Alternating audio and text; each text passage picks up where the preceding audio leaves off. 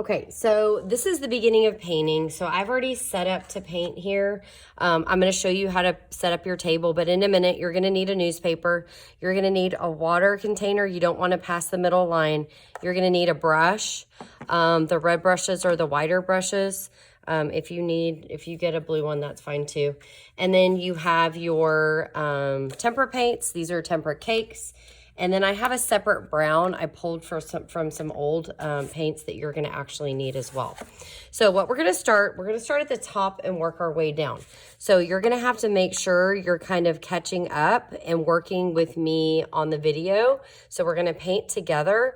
You're not going to want to take your time today. And if you have a little variation in color, that's good. That's fine. Which means if you have some light turquoise and dark turquoise, then you have different values and that's good. So we're working together now. You're sharing with the person next to you. And I may pause the video here and there so we can all catch up, but you're going to get your brush wet. And I got it here so you can see the top of my paper and the paint, at least the paint that I'm starting with, so that you know what to do. You're going to make little circles on the turquoise. And once you see bubbles, that tells you you're ready. So the first layer is going to be on the top is going to be my sky. Okay. So I have to use turquoise because the mountains are going to end up blue, which is our other blue color. And notice how first I'm kind of outlining it. I'm outlining the top of the mountain, and then I'm going to go in and I'm going to paint. So with the tempera cakes, you always want to go water, paint, paper. But sometimes you notice that inside there's like a little circle inside the paint that you'll see like water kind of collecting in there. And if you have that water already in there, then it's fine to just use it like that. When you're painting the sky, you really want to paint back and forth. So it kind of imitates how the wind would blow or maybe how the clouds would be moving, even though we're not drawing white for clouds or anything like that. And once I've finished, I'm going in and I'm kind of evening out the paint so that it looks like I have some darker areas and then I have some lighter areas. And again, now I'm using water and I'm just going side to side until I like how it looks. Now I'm done with the turquoise. I'm gonna go ahead and rinse my brush. Okay, if you don't know how to do this, what you're gonna do is if you need to, you're gonna grab a tissue, you're gonna put your brush on the tissue and that tells you if your brush is clean. So now I'm gonna use this super bright, beautiful royal blue, and that's what color my mountains are gonna be. So again, I'm gonna get it wet. I'm gonna make circles on my paint. I'm not going around the outside because that just makes a mess. I just need to go on the inside, and I'm gonna paint my mountains. So what I'm gonna do at this point is I'm gonna outline this part here. I always try to do this because it kind of makes it easier to keep the paint inside an area. And I always say this with coloring too, but it makes like a fence that you can stay inside of. And even if it's super light, you're gonna come back and add color to it later, which is fine. And then I'm gonna fill this all in blue.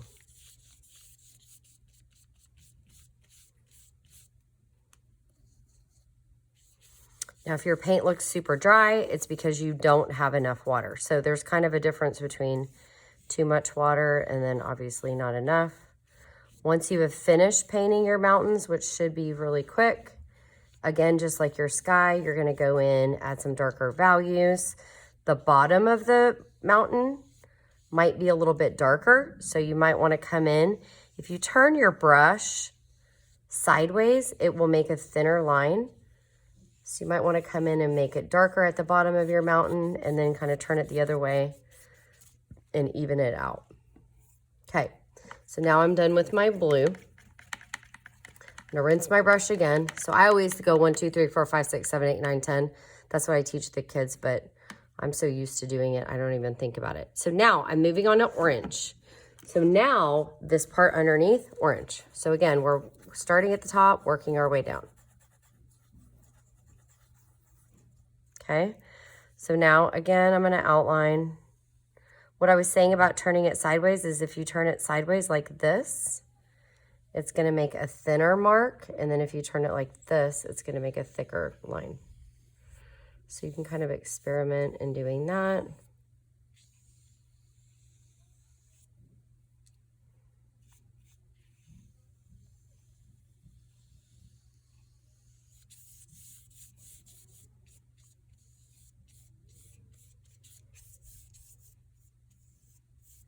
Okay, orange is done. Mine's pretty even, which is cool. I have some lighter marks here, which I like. So I'm just gonna leave it like that. The next layer is yellow. I'm gonna rinse my brush. I'm going to put my paint, I'm gonna turn it so y'all can see. Turn the yellow so it's closest. Y'all don't have to do that, but. Okay, so I'm not scraping the paint. I'm just adding a little bit of water. And I'm making circles, and then I'm gonna add yellow to this next part.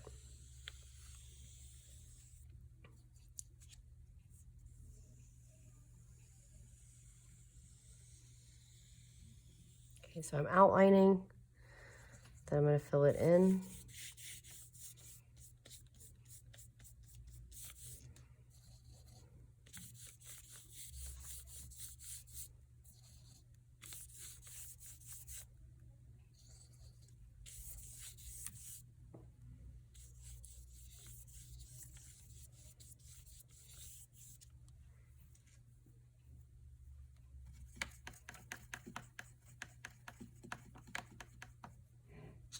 Okay, rinsing my brush, going to the next part. Now, the next part is actually gonna be brown. Okay, so I'm gonna move my camera down a little bit so that you can see.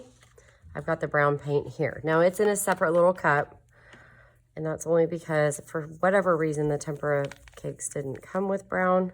So we're gonna use this guy, which is perfectly fine. And I'm gonna go along the tops of my trees first.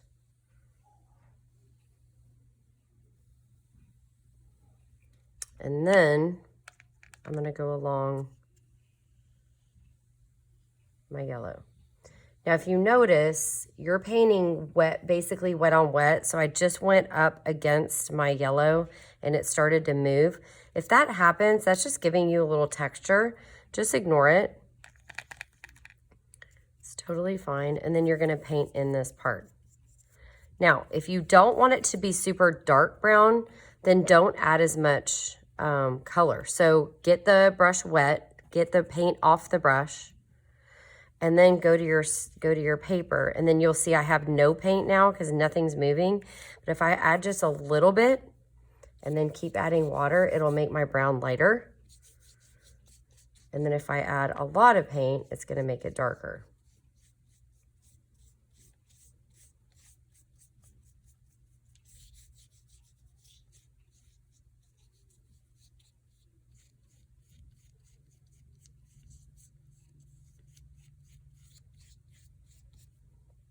Okay, notice I've been painting side to side like this entire time. If that really bothers you, see how I'm going in with not very much paint and I'm just running a little bit of brown. I actually really like how that looks. Add a little bit of brown to this yellow, right at the bottom of the yellow. Just adds a little variety, looks nice. Okay. So the last part I'm gonna do is I'm gonna turn this, I'm gonna do green on the bottom, okay?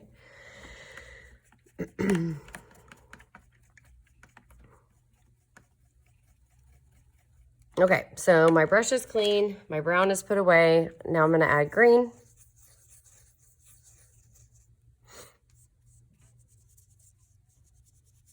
Now with the trees, with the green trees, I don't paint side to side because if you think about the texture of a tree is gonna kind of come from the middle and work its way out. And I definitely want some differences in value. And I'm gonna show you how to do that in a little bit once we have this green done.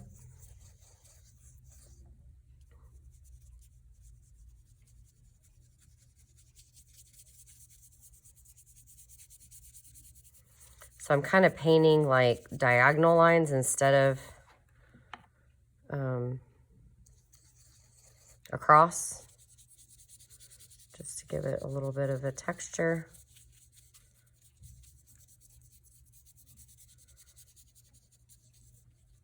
And then if you miss some spots, it's cool because we're going to come back in and do something with that in a minute. Or I am. If you don't want to, you don't have to.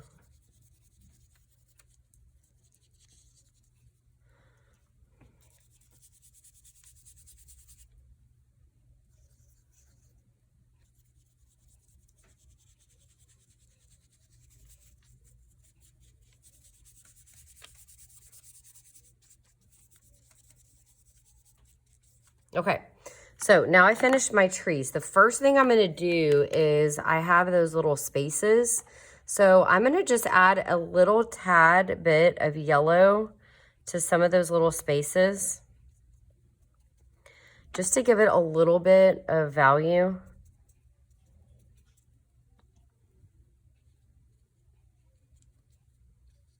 I mean, obviously trees aren't all green. I want to make sure, though, I don't want to add a bunch of green to my yellow on my paint thing. So I'm kind of going and I'm rinsing my brush off as I go. So I'm like, every time I'm rinsing my brush, then I go to my yellow. Because we don't want to transfer the green to the yellow. That would not be good.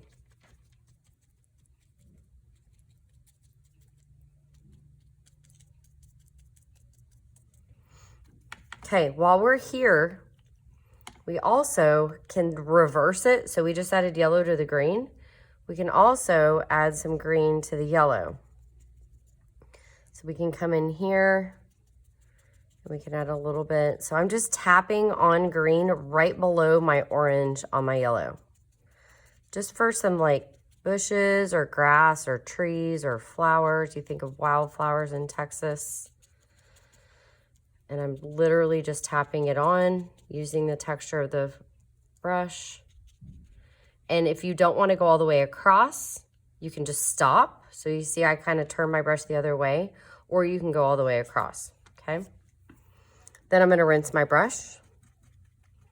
And the very last thing I'm going to do is just a little bit of branch to my tree, okay? So I'm going to take my brush, I'm going to get it wet. Now I have to use it so it's the skinny side, and I'm going to come up from the bottom, and I'm just going to add a few little, you think about how a branch would go. So I'm going to make a line, then a couple diagonal lines, but I'm not going to like overdo it. I don't want it to be super dark. So if it is dark, I can add a little water to it. And then if your paint kind of spreads in that area, that is totally fine too, okay? So now I have my Georgia Okeeffe Perdinals Mountain lookalike. And I'm going to put it on the dry rack and clean up my stuff.